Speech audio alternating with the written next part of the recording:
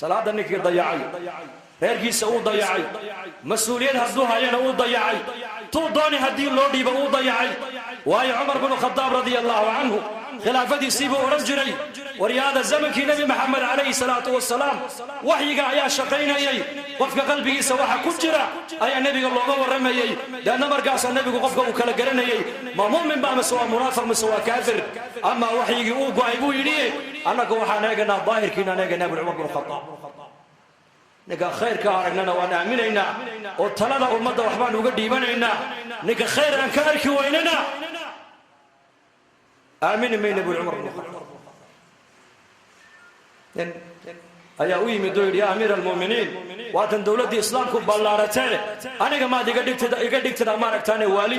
maad iga dhigtada maaragtaane nin mas-uula oo magaalo maad iga dhigtada xaakim markaasuu cumar ku yidhi waad u qalantaa waa runta beritoole ii kaalay buu yidhi noodkaan kuu diyaarinaya magaalaan kuu dhiibaya un amiirkaa ka dhigayaa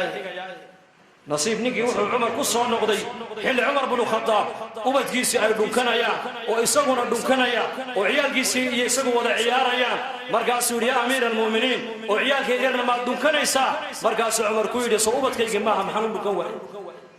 wallaahi anu intaasoo ubada ayaan dhalay buu yidhi oo weligay midna kama dhunkan buu yidhi ninkii markaasuu cumar ku yidhi warqaddaan kuu qoray ii dhiib warqaddu maxaa ku qornaa waddan dhan buu u magacaabay inuu ka noqdo amiir warqaddii intuu qaadu ka jexjeexay markaasuu yidhi ubadkaagii baad u naxariisan weydee seed ummadda nebiga ugu naxariisan buu kayidhi orodoo reerkaa ugu naxariisan buu kayidhi maa cindak raxma cala alahl kayfa tarxam cala alumma muxamadiya ubadkaagii baad u naxariisan weydood u damqani weydood dhunkani weyday ood wakhti ku bixini weyday oo tarbiyadayni weyday ood jeclaani weydee seed ummadda nebiga ugu naxariisan buu kayidhi orod naxariista gurigaaga ka soo bilaab buu kayidhi halkaa ka soo bara raxmad diin dhinac walba kaa dhisaysaa ilaahayna siiyey boqolkii boqol maanta mujtamaceenna haddaad meel walba marto ma aha waddankeenna oo keliya